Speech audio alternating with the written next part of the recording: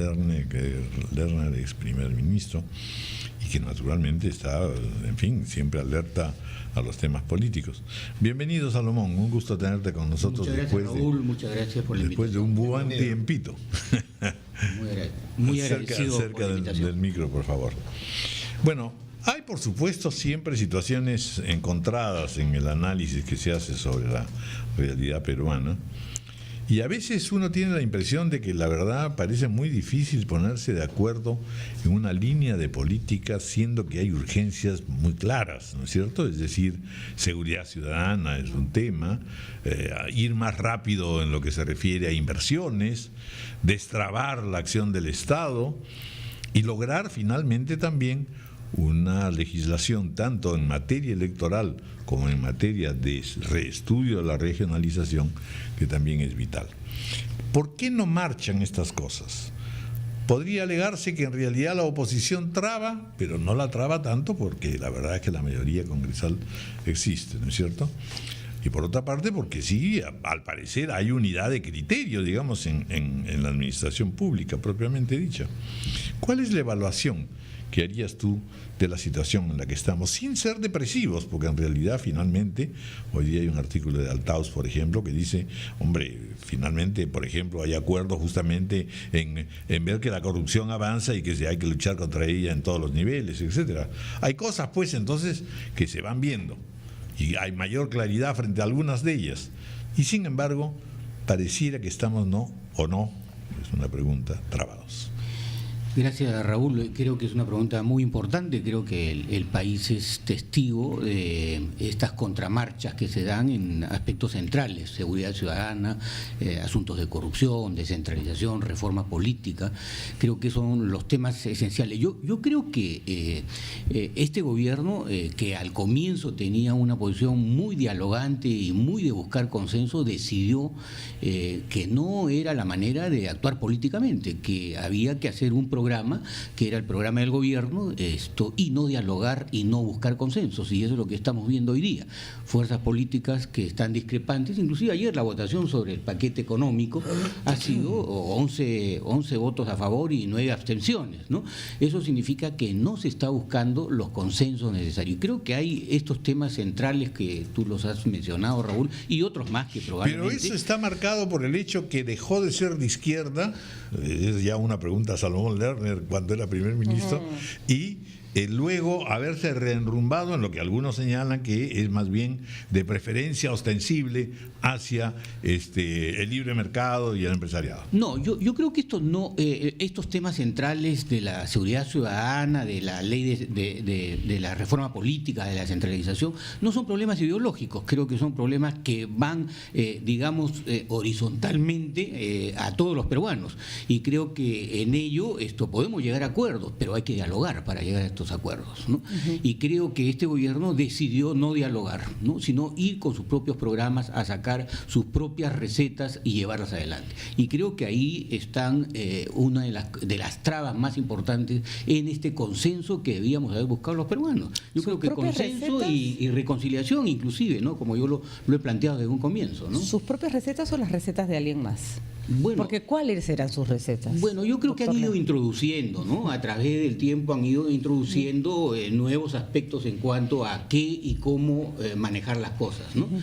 Por ejemplo, el tema de seguridad ciudadana, ¿no? Hoy día tenemos un informe en la cual no se ha cumplido el plan de seguridad mínima, por ejemplo, de readaptación de las comisarías, de los asuntos tecnológicos necesarios, de asuntos de prevención. A pesar de que permanentemente se habla de compras y de camionetas inteligentes y en fin. Pero no tenemos ni siquiera la red interna que agrupe a las comisarías tecnológicamente para poder estar en buena comunicación, ¿no? Entonces creo que estos temas el gobierno decidió un camino, su propio camino, y dejó a las fuerzas opositoras a que le hagan justamente ver que esas no eran las mejores cosas que había que consensuar. En lo personal, Salomón, para ya culminar mi intervención y también intervengan los otros colegas, ¿has tenido tú ocasión de ser consultado o de conversar o de pensar incluso a título personal de buscar una conversación con el alto mando, o con el presidente, o con la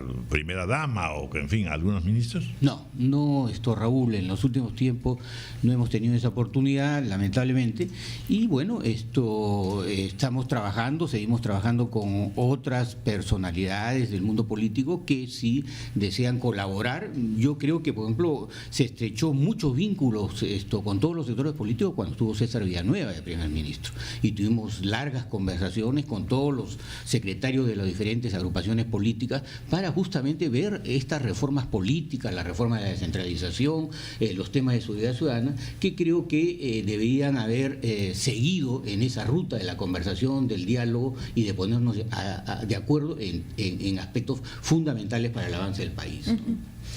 Algunos aspectos sería interesante analizar, porque si bien el presidente Ollanthumala, una vez que llega a gobernar, modera un poco la línea que lo llevó a la presidencia, hay aspectos fundamentales que uno hubiera esperado que no cambiaran. Por ejemplo, el compromiso por la defensa del medio ambiente y el compromiso en relación a los derechos humanos. Es verdad que el general Urresti, que hoy día está siendo investigado por el caso del asesinato del periodista Bustillos, merece todo nuestro respeto y la presunción de inocencia.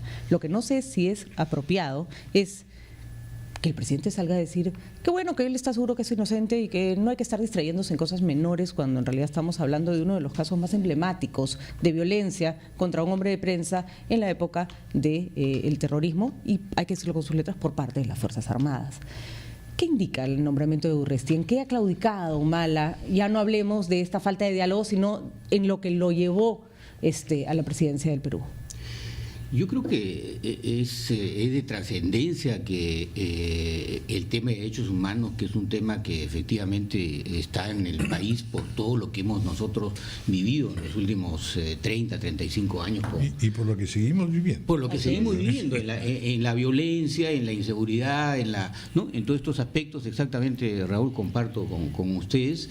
Creo que hay que buscar que las intervenciones de figuras políticas como la Presidencia de la República no hagan este tipo de intervenciones en la cual prácticamente están indicando de que no hay ningún tipo de responsabilidad de una persona que está siendo juzgada, ¿no?, en este momento. Bueno, pero imagino que es lo que tenía que hacer, porque ya le ha otorgado y ratificado su confianza, ¿no? No puede ratificar la confianza y poner, digamos, en tela de juicio la inocencia, aunque eso no le compete decidirlo a él, sino al Poder Judicial. Pero imagino también que es por, de pronto, una asociación, una identidad, al menos con, recordemos, el presidente de la República también ha sido oficial del Ejército Peruano, ha servido en zona de emergencia, al igual que el ministro del Interior, y los dos en algún momento, bueno, el presidente fue exculpado, excluido del proceso, pero también tuvo un señalamiento, digamos, parecido al que ahora enfrenta el señor Urresti en otra instancia judicial. Pero ¿no le parece que más o menos, o sea, este gobierno, por supuesto, al margen de esas objeciones de quienes formaron parte de el equipo inicial en lo político, está conduciéndose razonablemente bien, de manera consistente, no brillante, pero consistente en economía? ¿Qué le parece a usted este último paquete? ¿Qué le parece lo del gasoducto del sur, por ejemplo?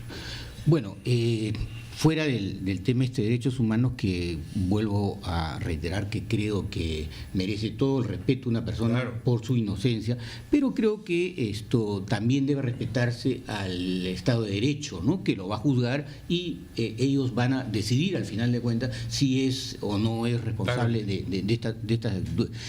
Creo yo, con respecto a las cosas económicas, es que se han llevado medidas importantes en el país, pero no han sido lo suficientemente aprovechadas en el tiempo que los precios de los minerales, que la economía en general daba una marcha hacia adelante al Perú. Y creo que este retroceso hoy día, de pasar de un 6 a 7%, bajar a un nivel hoy día ya de 3,5 a 4,5 en cuanto al crecimiento del Producto Bruto Interno, ya está poniendo en telejuicio el sistema económico, porque si bajamos del 4% ya no se crean los suficientes empleos. No, pero se supone que estamos creciendo todavía 5,5, No, casi 6. Bueno, 5,5 es lo que dice Optimistamente. los optimistas que se va a llegar, pero hemos estado el mes pasado en 2,1, este mes se calcula que no va a ser más de 3, y JP Morgan, y que los vaticinios son es 4,2 para el año. Acaban de subir la calificación. Sí, pero eso,